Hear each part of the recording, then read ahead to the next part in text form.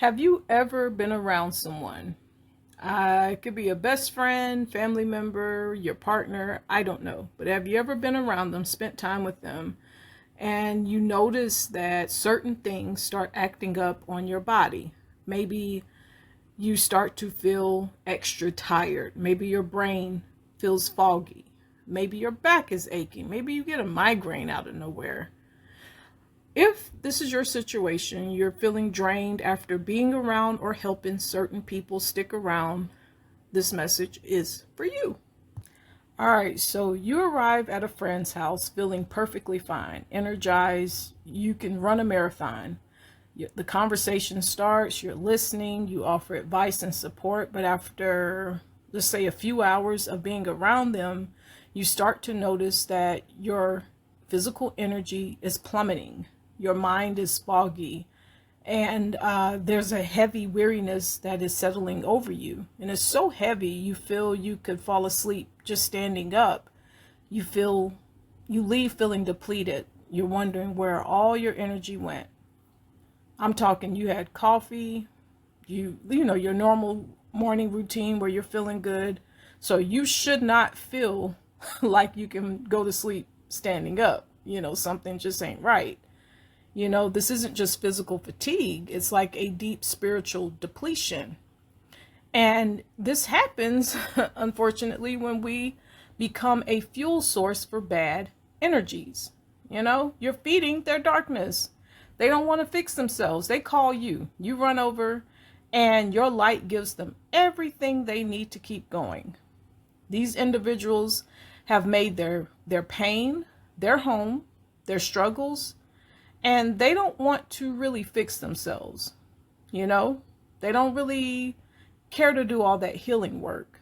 What they desire and what you blindly provide is that attention, that validation, that energetic sustenance that flows from your willingness to engage with their suffering.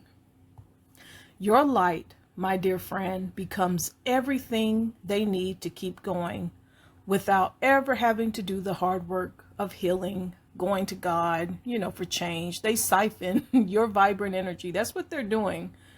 Your emotional generosity, your spiritual fortitude, they're using it as a life support system for their unresolved issues. And that, my friend, is why around that special person, that certain friend, family member, I don't know, you always leave feeling drained. I like to call them energy vampires. I've made videos about it, old videos about it in the past. Some people become addicted to suffering. They love, I don't get it. They love that pain, that attention, it's like a comfort, or some form of power. And you are always the one showing up to the rescue, always readily available for them to, siphon from.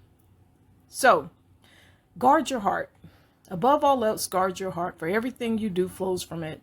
This isn't just about emotions. It's about your core being, your spirit, your energy. If you allow it to be constantly drained, your capacity to live a full and vibrant life, serving God and others from a place of strength, it diminishes.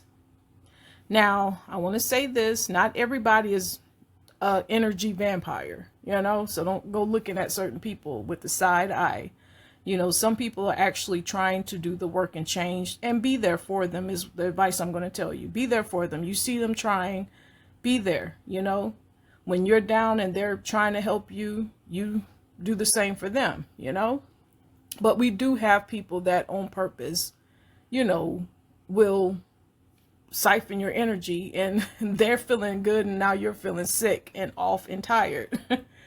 I'm talking backaches. You come from around that person. You just visited that person, and now you're home and you're like, oh, my back is aching. Your back is aching. Your brain is foggy. All you want to do is sleep.